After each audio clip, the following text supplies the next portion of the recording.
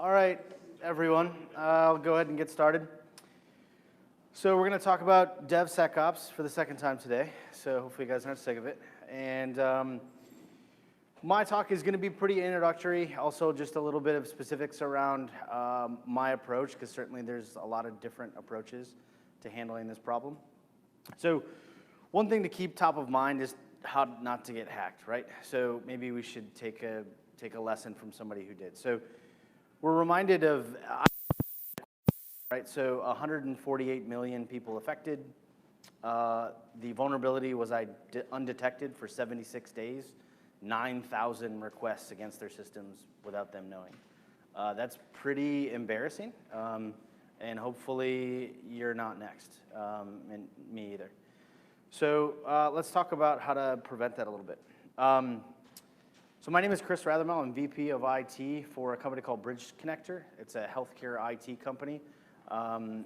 Get into that a little bit, but I have worked in Nashville for about 8 years. I used to work at Kroll. They do background checks, identity theft, that sort of thing. So I learned a lot about companies in the US getting hacked and having to deal with it after the fact. And I didn't realize how many people get hacked all the time. Sometimes it's not a public notification because the amount is so low, or they actually don't have to. But some of them get hacked multiple times for the same reasons, and they have to go through the same processes again. Also started a healthcare IT company called MedArchon. The focus there is secure messaging for healthcare, or replacement for paging and texting, because a lot of doctors are actually sending SMS, PHI data, like pictures of your, gouged up knee that you got repaired. They're like sending it to their friends or other doctors and nurses. I have a lot of doctor friends, and they do it. Other stuff is worked at Work Institute, really centering around helping improve general ROI of really just employee engagement and retention. So a lot of turnover can be attributed to just not taking care of your employees, not listening to them. We centered around that. And now I'm at Bridge Connector, and I've been there for about 5 months, and these three nerds over here are with me as well, so they're my little posse. Bridge Connector, we're a full-service healthcare integration platform, kind of a replacement for doing something like Mirth on your own, or picking a big tool off the shelf and having to figure it out, configure it, and then maintain it.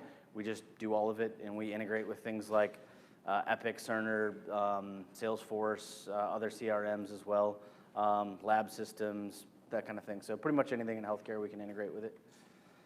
So little poll, doing DevOps today. Anybody? Yeah, you definitely are, I hope. And doing DevSecOps. Okay, so it's pretty new, and it's hard to do, and it's also, if you're an older company trying to integrate your existing security model into that process, it's also kind of hard. I'm going to talk a little bit about how to approach that. So I'm going to assume most of you are familiar with DevOps. Yes. If you're not, I can give a brief overview.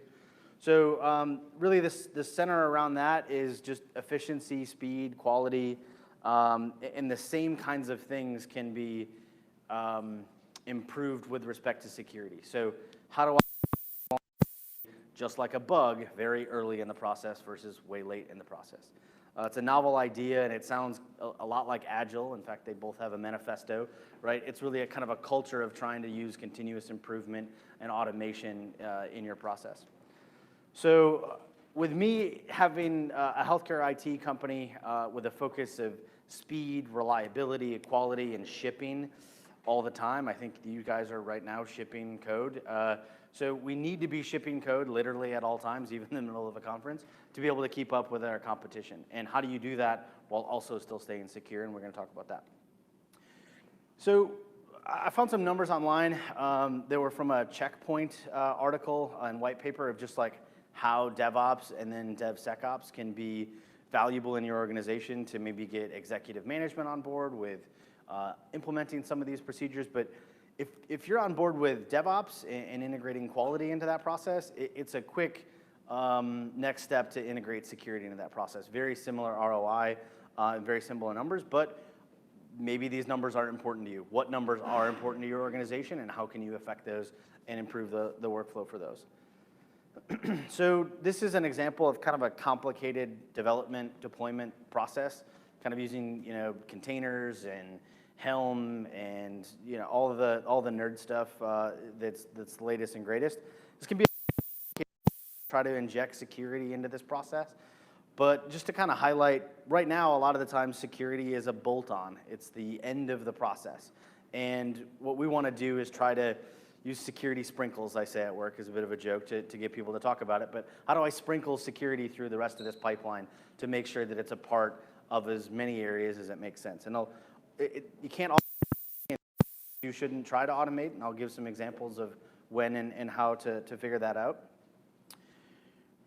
So kind of demystifying this a little bit, I have a column of like what it isn't and what it is, but the way for me to, and these actually come from the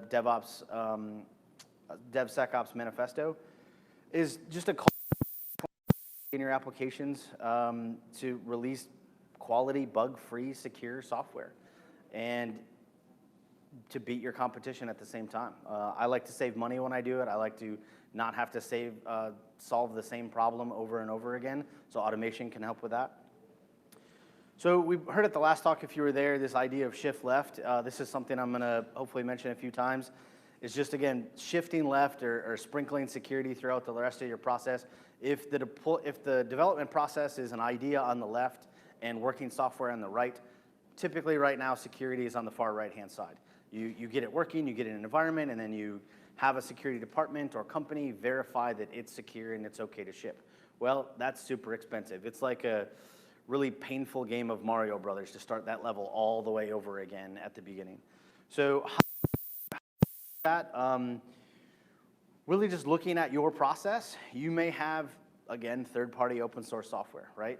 The last guy that talked about this touched on this as well. So your existing infrastructure and as it changes with respect to open source software to find vulnerabilities, either in stuff you're like, yeah, this is totally secure, but a vulnerability came out yesterday, and now you need to patch just like you would an operating system or a third-party tool to make sure that it stays secure. You have vulnerabilities in your own code, I promise you, even if you're trained really, really well on it.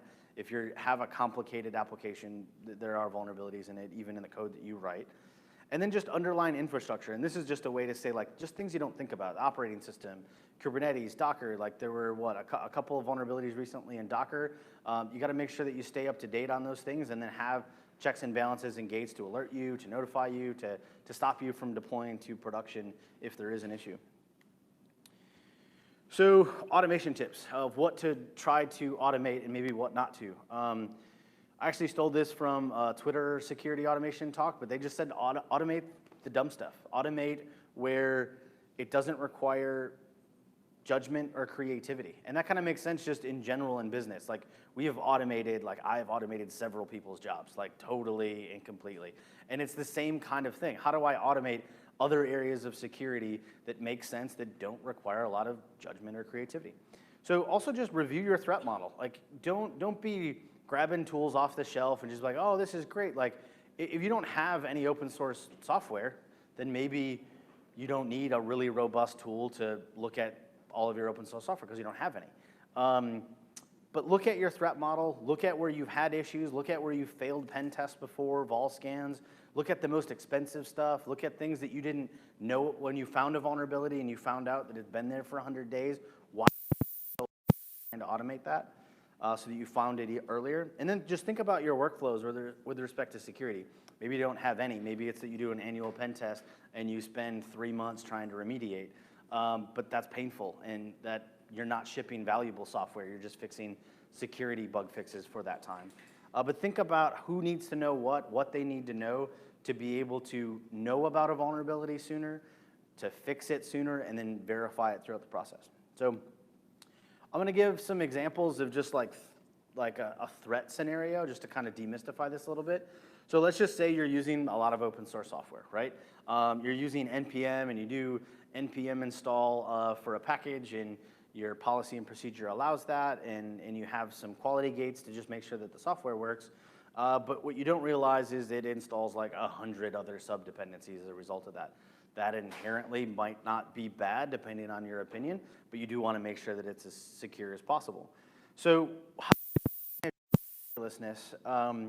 you can use a tool like SonarQube. SonarQube's pretty good at doing just general quality assessments of static code analysis. So it'll look at your code and look for obvious bugs in your software. It'll look for vulnerabilities based off those open source tools that you're using. It'll actually even give you some amount of information about just like how much tech debt you have to like fix those specific areas. It does criticality analysis on them as well.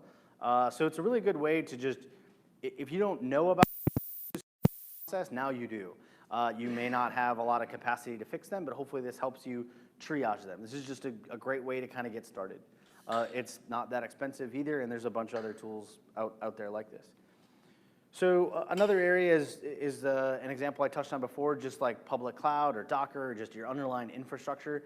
And specifically, if you're using a lot of container-based stuff, it can be hard to verify that the container is secure as it needs to be. And Tenable came out with a suite of things. I think they merged with Nessus, and they have a pretty sweet container vol scan that can actually look at the container, the OS, the application, automate OAuth top 10 security things on it. So say you might not want to run that on every build, but you might do gate checks between QA and stage and prod on those automated tests. So figuring out based off how long it takes you to run these tests, how important they are, and what stages that makes sense for you, taking a look at some of these tools can be really helpful. So it doesn't sound like a lot. I'm curious why or how to get started. So again, kind of hammering on the value to time ratio and not just grabbing tools off the shelf is to think about where you've had vulnerabilities before. Like look at your last year pen test or last quarter, whatever it is. Look at your development pipeline and just see, man, this group of engineers is junior and they just don't know a lot about this stuff. We put them through some training, but they just don't get it, and our review process isn't robust enough. Figuring out where that process is breaking down and needs some more love. And really just talking with the department. So if you have a security department or a vendor, how do you get them talking with your developers more often, more regularly, helping you actually identify, well, yes, this is a found vulnerability that showed up on one of our cool new tools that we downloaded, but we have like 3 other mitigating controls that actually prevent us from really having this issue. So we can actually de-escalate this a little bit. But if you just do what all the tools say, that it's a critical issue, you may spend a lot of time on something you don't need to and waste that. So that's what I have. It's about 25 minutes. We've got 5 minutes for questions. Anybody have any questions? Yes, sir. So initial scans just talk for like that typically turn up orders of magnitude of development results. How do you approach skinning it down to a reasonable ask for your developers instead of just throwing them a list of, yeah, you should probably fix all that? Yeah, so pretty real world example. We're going through this right now. We have like 50 to 60 repos with probably 10K of code in each, I would say, at a minimum.